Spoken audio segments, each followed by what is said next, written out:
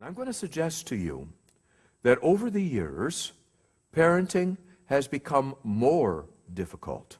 What is the problem?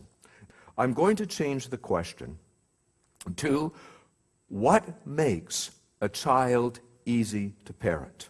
A child who listens and attends to us, takes the cues from us.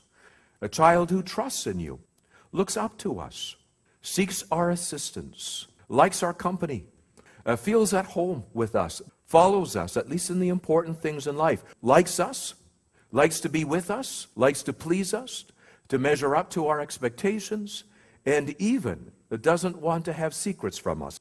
Well, where does this come from? This is not something that one is born with or not born with. That is, every single child has the potential to be like this. It is the relationship of the child to the parent, to the adult, that is the context that provides us with what we need to do our job. Attachment is about the science of relationship, and these are all characteristics of a well-attached child. And the scientific definition of attachment is simply this: that drive or relationship characterized by the pursuit and preservation of proximity. It's meant to be a metaphor, and so it speaks of nighness or nearness of any kind. It's nature which it has the job of growing children up to become their own persons. It is parents who have the job of creating the attachment womb. This allows us to provide comfort, rest, and a place of retreat. It allows us to command their attention, guide and direct them, and transmit our culture. We may not know where we're going. We may be completely bewildered, but when our children are attached to us, they have a wonderful sense of being at home. All is right. They don't feel lost. This is one of the most significant fruits of attachment, is it instills within the child a desire to be good for those to whom they are attached. This is our hidden source of power. Whoever this child attaches to gets the power to do the job. Eh? If they attach to a peer, then who has got the power to parent them? The peer, but they were never meant to be that. That's why it's so important that they're attached to the right people in their life.